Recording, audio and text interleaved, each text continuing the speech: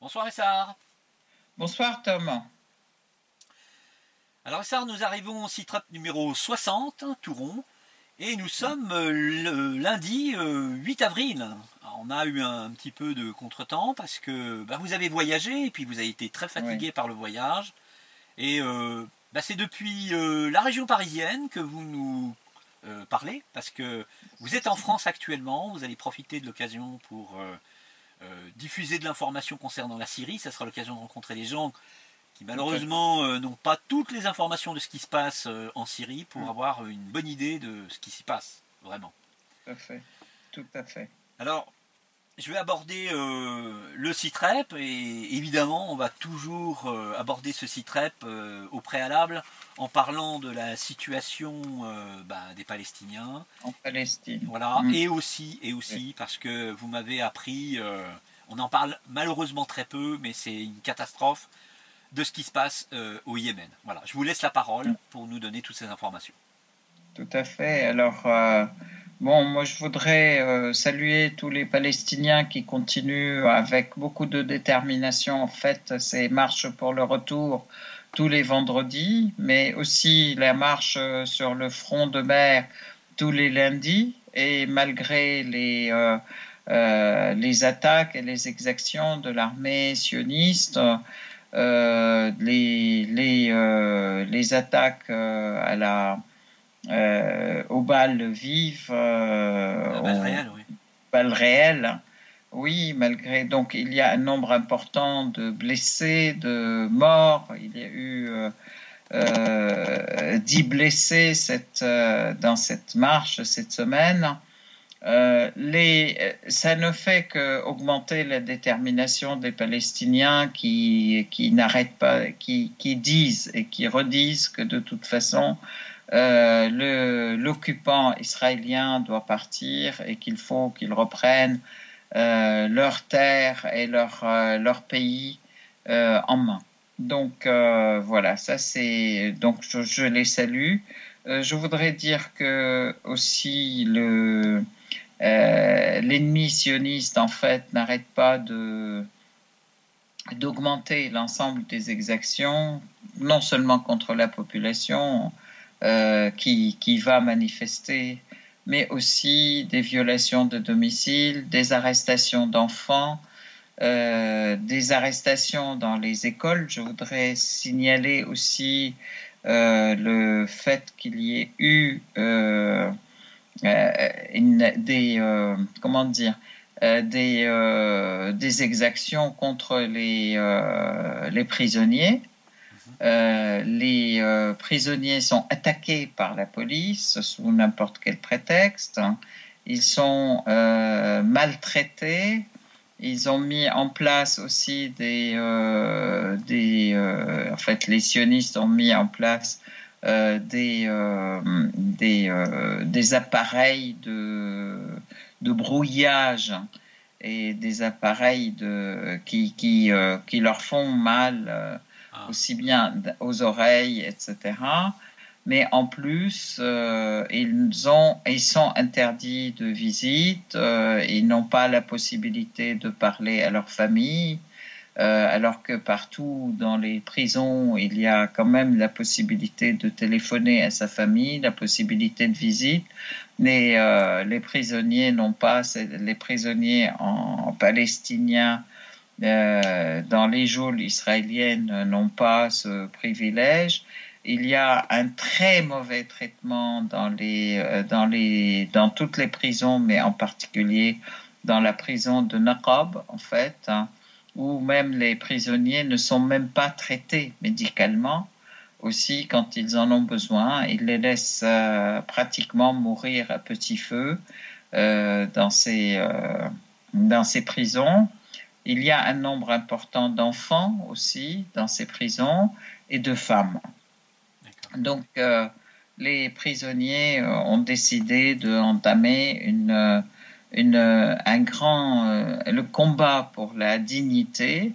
C'est en fait une grande grève de la faim qui pourrait aller jusqu'à aussi une grève de l'eau, c'est-à-dire ils ne boivent pas d'eau en plus.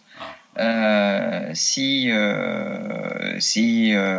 les Israéliens ou la direction des prisons ne discutent pas ou n'améliorent pas les conditions de détention des prisonniers. Oui, parce que ça fait une grosse différence. Hein. Il faut rappeler quand même que sans nourriture, mais avec de l'eau, on peut encaisser 45 jours sans alimentation. Par contre, sans eau, c'est à peine plus d'une semaine. Hein. C'est même souvent moins. Hein. Puisque là, on rentre dans des périodes à nouveau plus chaudes.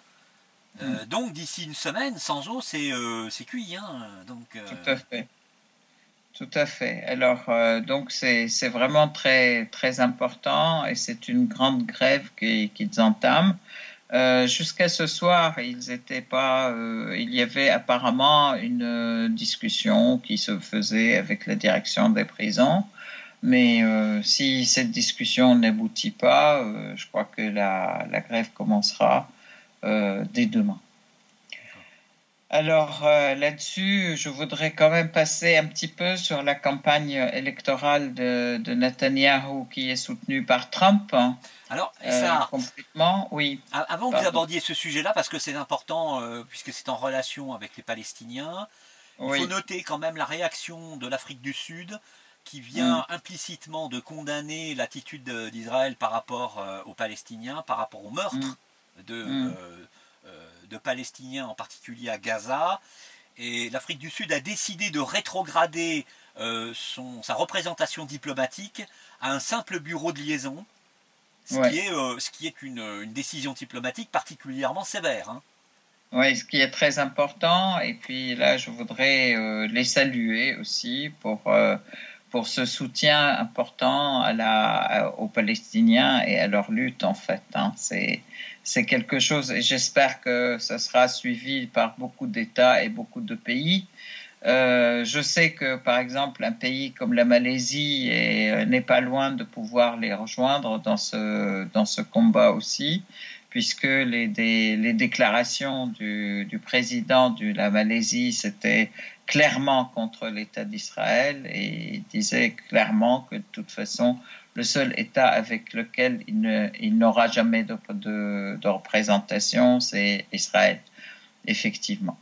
Alors là-dessus, effectivement, on voit que Netanyahou aussi est en train d'utiliser les exactions contre les Palestiniens pour sa campagne électorale. En même temps, il autorise la construction de 700 colonies nouvelles. Il dit que de toute façon, s'il réussit ces élections, il ne touchera absolument aucun point aucune des colonies, puisqu'elles sont là, elles y seront et elles resteront, et qu'il veut faire plutôt une réunion de l'ensemble des colonies. Ça veut dire que finalement, il va coloniser la totalité de la Palestine. D'ailleurs, il s'en cache pas, puisqu'il dit que c'est la totalité de la Palestine qu'il va annexer. Il a sûrement, il a surtout, à mon avis, été encouragé par la décision américaine de considérer que Israël était souveraine sur le Golan, syrien, occupé. Tout à fait. Et puis, bien sûr, il est très encouragé par Trump. Ils font la paire, lui et Trump, puisque tous les deux sont dans les décisions complètement illégales du point de vue de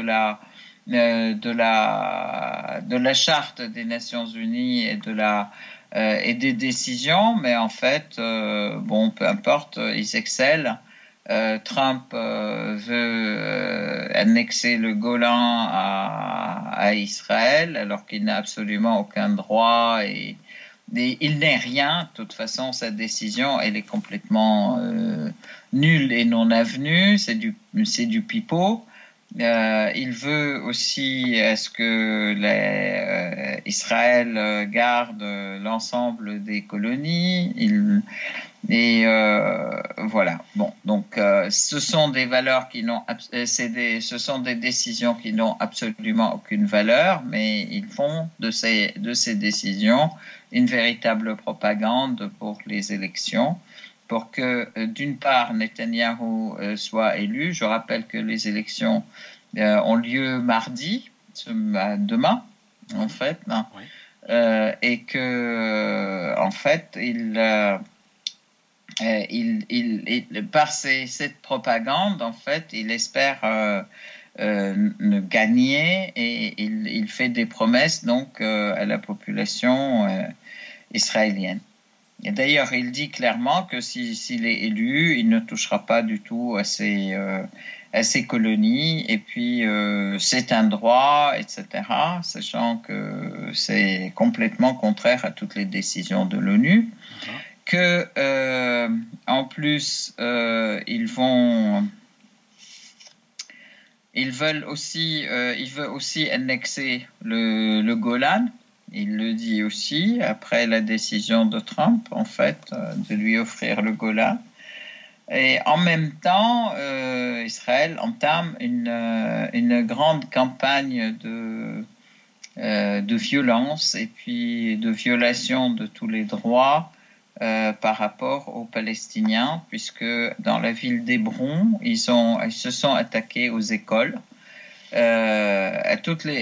aux écoles avec des gaz lacrymogènes. Il y a beaucoup d'enfants et d'étudiants qui ont été qui ont suffoqué avec les gaz lacrymogènes, et puis des véritables cas. Il y a eu de véritables cas d'étouffement avec ces gaz. Donc là aussi, alors dans les prisons, dans toutes les prisons aussi, ils ont aussi mis, en fait, ils font de la violation et de la répression systématique de l'ensemble des prisonniers. Donc voilà, tout ça, je peux dire, tout ce que nous pouvons dire, c'est que de toute façon, Israël aura le traitement et puis l'avenir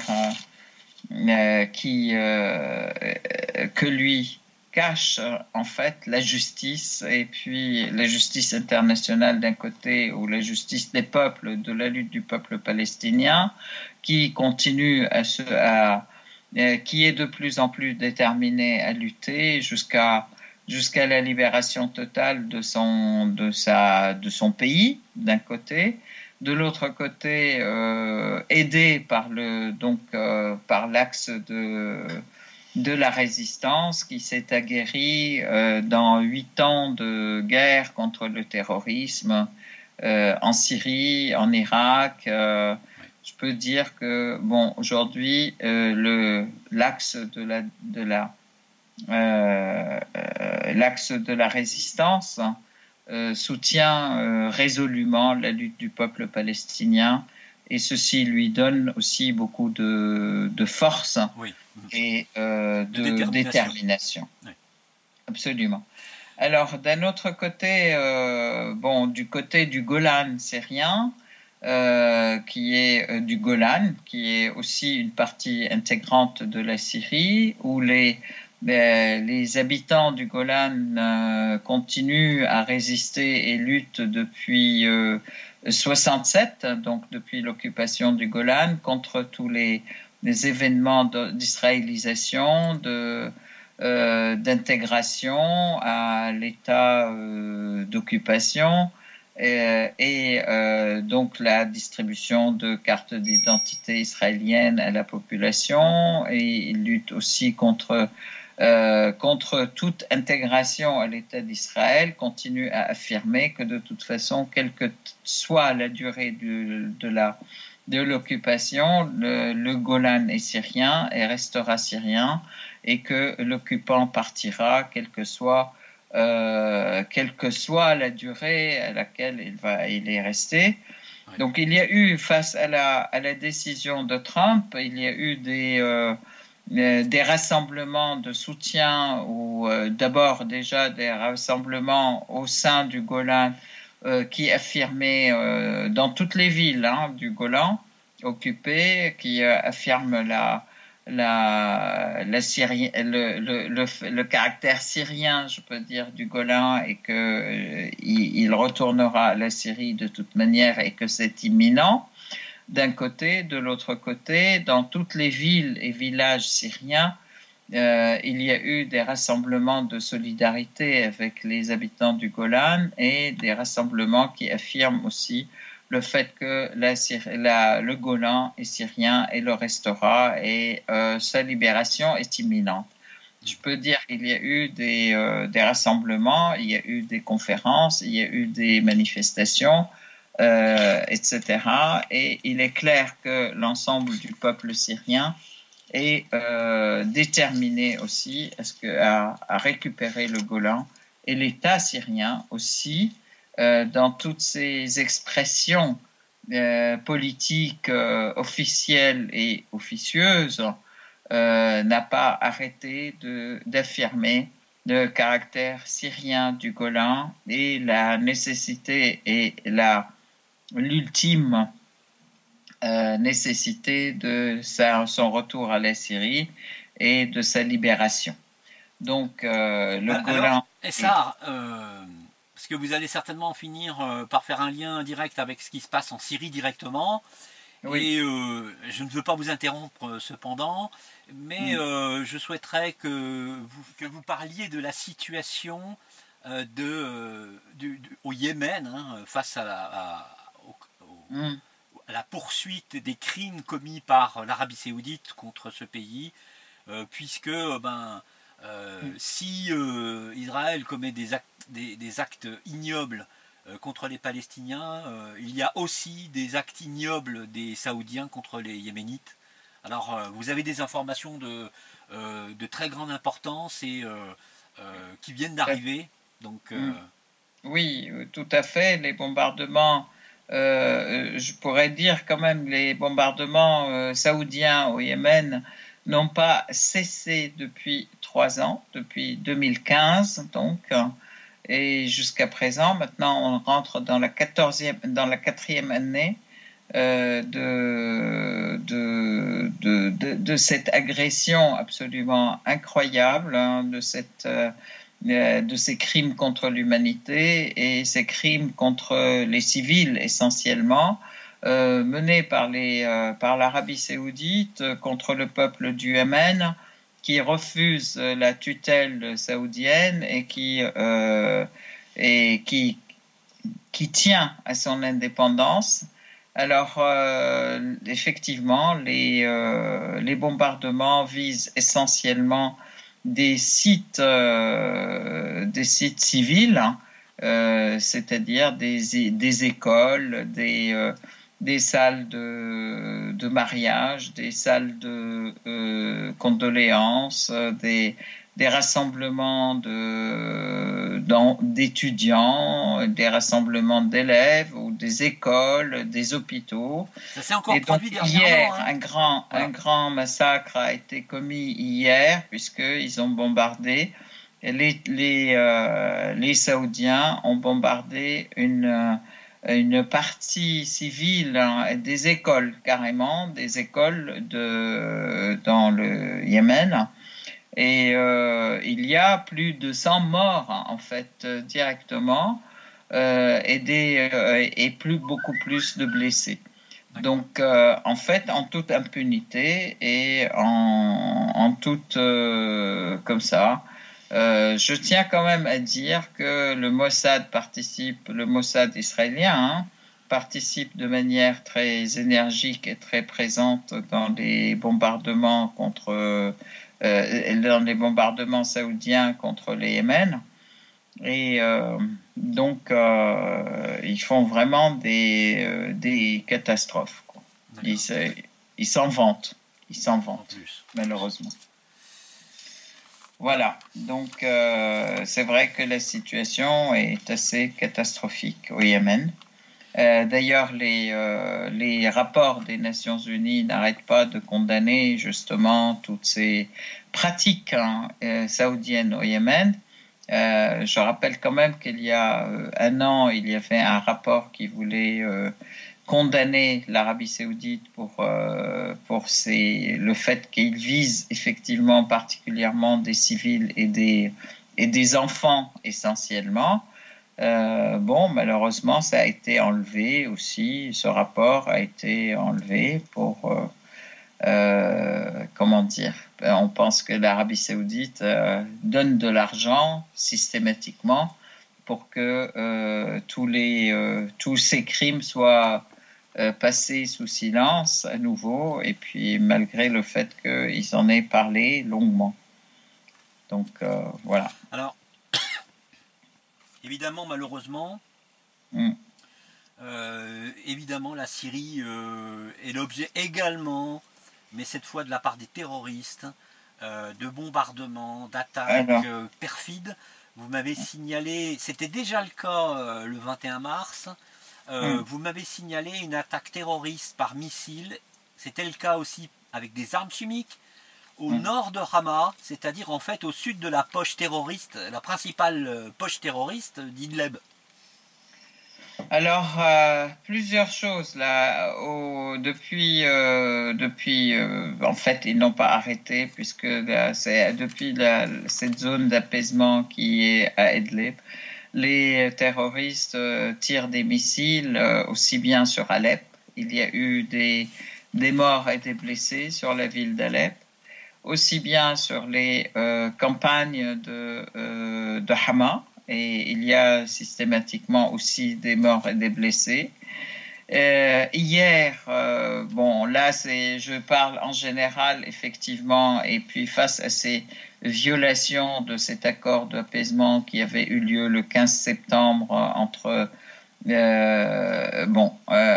a eu un accord très précis qui a eu lieu entre Poutine et Erdogan, le 15 septembre, au cours duquel les terroristes devaient rendre toutes les armes lourdes dont ils disposent. Ils devaient se retirer aussi de cette poche d'Idlib et la Turquie devait assurer le retrait total de tout ce qui est terroriste vers 15 km en arrière ou 20 km en arrière selon les régions. Donc ils doivent s'éloigner des zones de confrontation avec l'armée syrienne et rendre les armes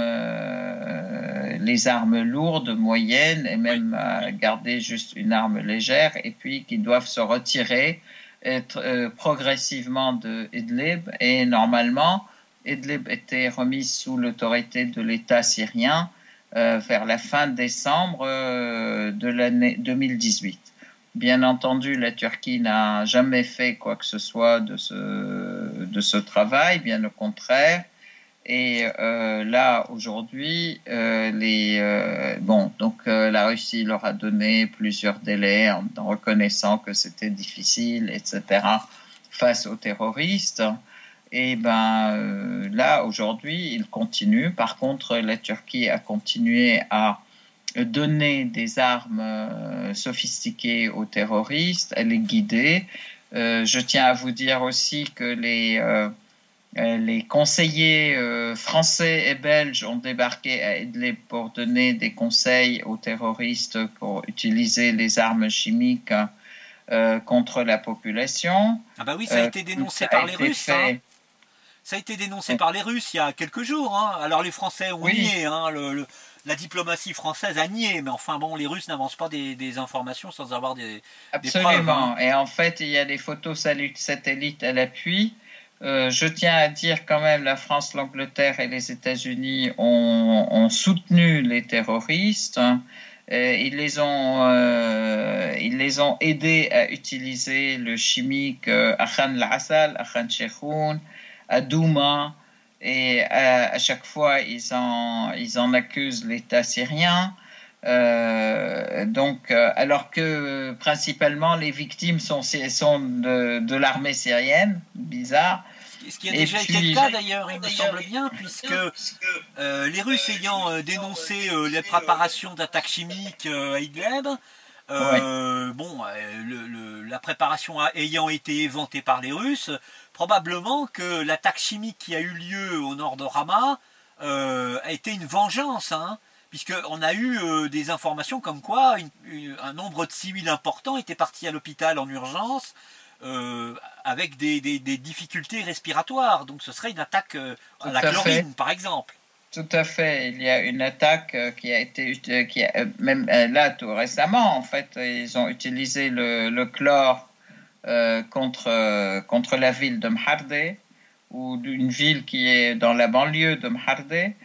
Et ils ont aussi utilisé, en fait, à plusieurs reprises, et ce matin encore, un bombardement au missile de l'hôpital de Msiaf, qui a fait aussi des morts et des blessés. Mais en fait, c'est quand même bizarre parce que l'hôpital, il n'a rien de militaire et il y a des blessés. Donc, ça, c'est une volonté de tuer un maximum de personnes. Et de la même manière, ils ont tiré aussi sur la ville de Msiaf, juste à l'heure de sortie des écoles, juste à l'heure de sortie aussi des bureaux. Ceci nous rappelle aussi ce que nous avons vécu à Damas, en fait. Ouais. À chaque fois à l'heure de sortie, quand il y avait les terroristes étaient à Douma, c'était des dizaines de missiles qui s'abattaient sur les rues de Damas ou sur les écoles, sur les hôpitaux. En fait, à l'heure de sortie des écoles et à l'heure de sortie des bureaux, pour faire le maximum de victimes et le maximum de morts et d'handicapés. Voilà. Et ça, c'est complètement horrible, hein. Et les pays occidentaux, la France, l'Angleterre, la Belgique, hein, et les États-Unis sont complètement complices et sont complètement, pas seulement complices, ils sont partenaires dans l'action, en fait, qui est menée par les terroristes, et les preuves ont été là. Ont été faites et des photos satellites sont là. Je voudrais quand même rappeler aussi que ces mêmes forces de la coalition qu'on bombarde depuis un certain temps, ont bombardé au phosphore blanc, ont bombardé aux bombes à fragmentation, les deux types de bombes qui sont complètement interdites. Ils ont bombardé les villes de l'est de Deir ez-Zor, en fait, les villes de Al-Jazira syrienne. Et donc, la ville de Raqqa a été complètement détruite sur la tête de ses habitants. Oui. Les villes de Hajin, de Barouz, donc, il y a des gens qui ont été carbonisés dans leur voiture alors qu'ils fuyaient Daesh et qui ont été bombardés donc par ces forces de la coalition dirigées par les États-Unis. Donc ça c'est quelque chose dont il faut se rappeler et qui sont de véritables crimes contre l'humanité. Et des dizaines, voire des centaines, voire des milliers de personnes qui ont été enterrées sous ces décombres. On trouve d'ailleurs des charniers de plus en plus des charniers dans toute la région, du côté de Raqqa. Donc il y a des charniers où il y a 300 personnes, des charniers où il y a 100 personnes, des charniers où il y a... Donc le nombre de cadavres qui ont été trouvés dans des charniers s'élève à 1300 morts, en fait.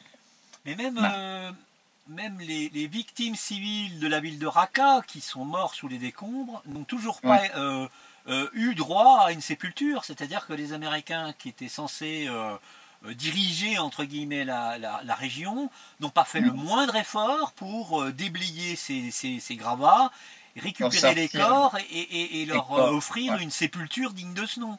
On a affaire à un pur massacre, c'est-à-dire que c'est des gens qui ont été tués par les bombardements américains, avec les deux types d'armes qui sont formellement interdits à l'utilisation contre les zones civiles, les agglomérations en général, hein, c'est-à-dire que ce sont des armes qui sont rigoureusement encadrées en termes d'utilisation, donc là il y a crime de guerre, et là aussi, les cadavres ne sont pas récupérés, ils ne bénéficient pas du moindre respect de la part de ceux qui donc en fait, tous ces crimes sont commis au nom de la démocratie, n'est-ce pas, et sont commis au nom des droits de l'homme, puisque ce sont des pays qui n'arrêtent pas de se gargariser de parler des droits de l'homme, etc. Donc, ce sont bien ces pays de l'Alliance Atlantique, en fait, qui s'attaquent à la population civile en Syrie et qui violent tous les droits et qui commettent ces gros massacres, hein. Voire ces crimes de guerre et ces exterminations de population. Voilà, donc... vous avez aussi, et ça, hein, toutes mes excuses, oui. Vous m'avez aussi parlé de l'attitude des Turcs dans la zone qu'ils occupent au nord de la Syrie. Vous m'avez dit que la population d'Afrin a été chassée pour la remplacer par des Ouïghours, donc c'est-à-dire des Chinois, hein, d'origine ouïghour. Et vous m'avez parlé aussi de l'arrachage et de la destruction de champs d'oliviers. Donc là, c'est quand même grave. À noter aussi le fait que Erdogan a déclaré tout récemment, c'est-à-dire d'aujourd'hui, hein, ça date d'aujourd'hui, être prêt à lancer une opération militaire en Syrie, au nez et à la barbe de Damas et de Moscou, de toute évidence. Hein. Et en plus, il a dit ça juste avant de s'envoler pour Moscou pour rencontrer Vladimir Poutine. Effectivement, alors dans la région d'Idlib, depuis le début, il y avait 2000 familles de Ouïghours qui ont été amenées de Chine et qui ont été installées donc par les moyens des terroristes, hein. Ce sont les terroristes djihadistes, voire donc des extrémistes wahhabites, hein, qui sont venus donc pour s'installer à Idlib et à Afrin. L'armée turque a poussé, en fait, quand l'armée turque a envahi le nord de la Syrie, et ça c'est donc violant ainsi la souveraineté de la Syrie, la charte des Nations Unies, et puis tous les droits et la souveraineté de la Syrie. En fait, ils ont envahi aussi, ils ont fait fuir la population de Afrin. Ils ont aussi détruit des sites archéologiques qui datent de 7000 ans, complètement, les transformant en tas de pierres. Et puis, ils ont aussi, ils pratiquent aussi, alors vraiment la destruction systématique des cultures, question d'affamer les gens, et pratiquent aussi la turquisation de l'ensemble des personnes. C'est-à-dire, donc, la turquisation, c'est imposer le drapeau turc partout, imposer la langue turque, les programmes de la Turquie, comme quoi c'est vraiment une action d'occupation réellement qu'ils essayent de faire. D'un autre côté, la destruction des cultures. Donc, il y a eu 1500 arbres oliviers qui ont été arrachés et brûlés alors qu'ils étaient avec leurs fruits. Donc, ils ont empêché la population de cueillir les olives Oui. Et ces arbres ont été brûlés avec leurs fruits. Sachant qu'il y a des milliers de familles qui vivent de cette récolte d'olives, hein, et d'huile d'olive, hein, Ça rappelle les méthodes israéliennes, ça, hein? Cette destruction vise effectivement à, pardon, À chasser les populations. à, à chasser, à affamer et à dominer la population. Excusez-moi, je vais boire. Je vous en prie, ça. Oui, effectivement, 1500 oliviers, m'avait dit. Hein. C'est une quantité très importante d'oliviers. Hein. Alors, un olivier, c'est un arbre qui est quand même assez solide, hein, et qui peut être très très vieux, hein, qui peut oui, vieillir, tout à fait. Ce sont des arbres qui vivent longtemps et avant de donner aussi une récolte. Donc, voilà. Et tout ceci, ça se passe sous le nom de cette révolution pour la démocratie, s'il vous plaît. Oui, oui. Bon, je pense que la visite, on peut supputer que la visite d'Erdogan à Moscou risque de ne pas se passer exactement comme Erdogan le souhaite.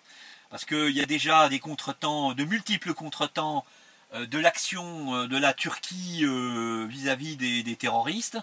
Et puis il y a aussi effectivement ces aspects qu'on vient d'aborder, qui sont de l'épuration ethnique, de la colonisation pure et simple, de la violation caractérisée de la Charte des Nations Unies, du droit international, comme dans le cas d'ailleurs du Golan occupé syrien, accaparé par Israël. Hein.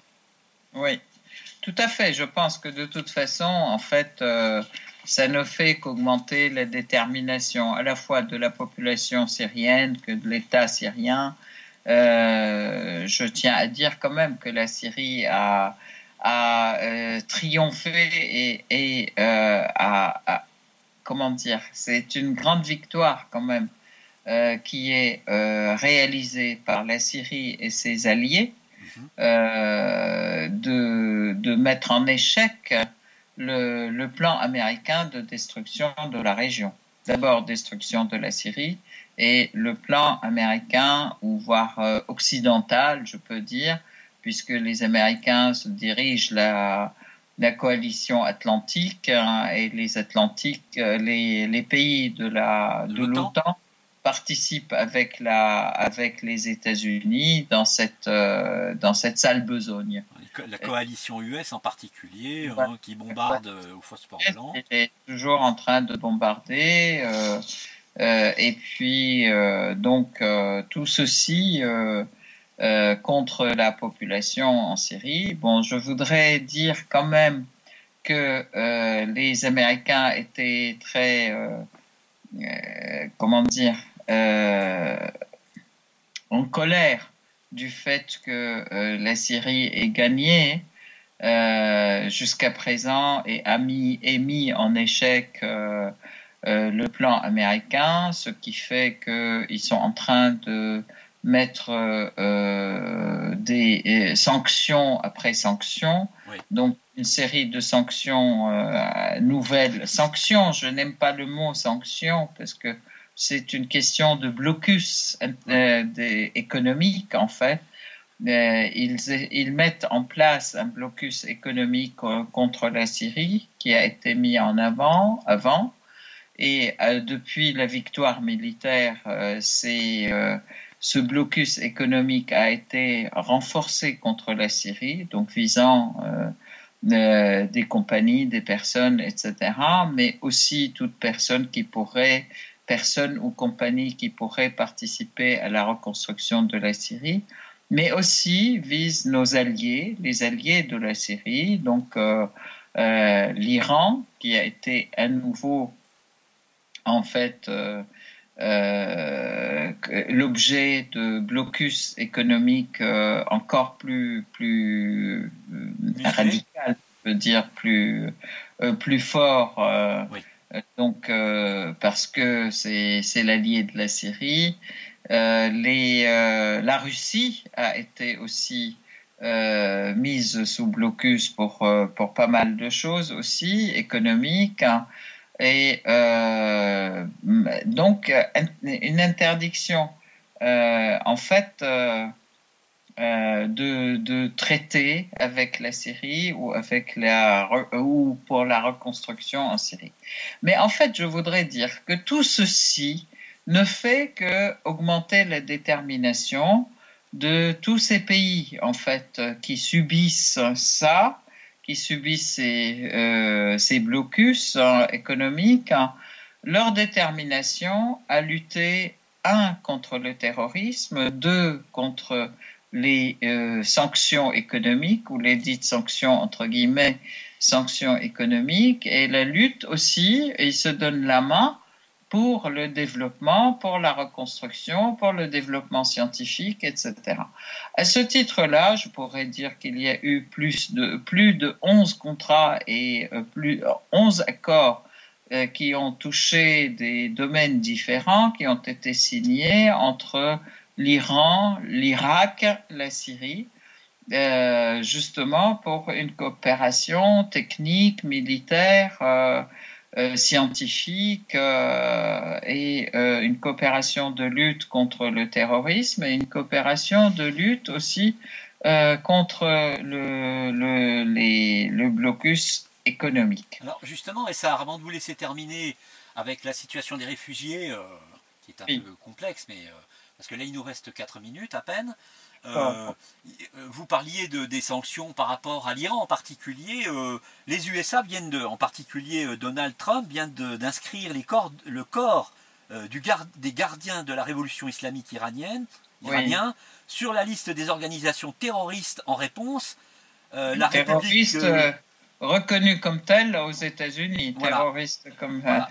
Et en réponse donc le ministre des Affaires étrangères iranien inscrit aussi les forces américaines qui se trouvent dans le Moyen-Orient dans le répertoire terroriste iranien, je peux dire. Oui. Donc ça c'est très important aussi. Mais d'un autre côté, alors on parle là, je peux dire en fait la présence américaine qui est au camp Al-Rukban, qui est dans le nord-est de la Syrie, il y a quand même une véritable opposition, une véritable résistance populaire qui s'y fait. Les réfugiés d'Al-Rukban commencent à échapper à cette prise d'otage, je dirais, américaine, qui a été une chape qui les empêchait de rentrer. Donc oui. Là, aujourd'hui, il y a des retours des réfugiés de Rukban qui ont été aidés par l'armée syrienne et par les Russes aussi. Et ça, je vais vous interrompre juste un instant. À leur disposition. Pardon ? Je vais vous interrompre juste un instant pour insister sur le fait que les forces syriennes et les forces russes ne peuvent pas approcher du camp d'Al-Rukban à moins de 50 km, ce qui signifie que les gens qui arrivent à s'en échapper sont obligés visiblement de s'en échapper, je dirais, discrètement la nuit et de faire les 50 km qui les séparent des forces syriennes. Hein. Tout à fait, mais en fait, les Syriens mettent à leur disposition, et avec le croissant rouge quand même, le croissant rouge syrien met à leur disposition toutes les aides nécessaires médicales, humaines, humanitaires, etc. Donc, il y en a un certain nombre qui commencent à rentrer et qui racontent aussi les horreurs qu'ils ont subies. Il y a aussi des réfugiés qui reviennent des différents du Liban aussi, donc à travers les passage de Jdeïde-Tiabous et puis Zumrani, mais aussi il y a des réfugiés qui reviennent de Turquie. Donc, il y a un mouvement général de retour des réfugiés en Syrie lié effectivement aux facilités que l'État syrien a mis à leur disposition pour qu'ils rentrent aux villes chez eux et dans les villes qui ont été libérées par l'armée arabe syrienne du terrorisme et où la vie normale va reprendre et puis même une reconstruction se fera. Donc sur ce, je vous souhaite une excellente soirée et puis on se retrouve donc dans 15 jours pour le prochain Citrep. Une nouvelle fois, Essar, merci de votre Citrep, de vos informations. Évidemment, le temps nous est compté pour en parler, mais c'est très important de nous retrouver au moins tous les 15 jours pour donner ces informations-là, parce qu'elles sont absolument fondamentales, cruciales. Merci Essar. Merci à vous et merci à tous nos auditeurs et spectateurs. À très bientôt. Bonne soirée. À très bientôt. Au revoir. Bonne soirée.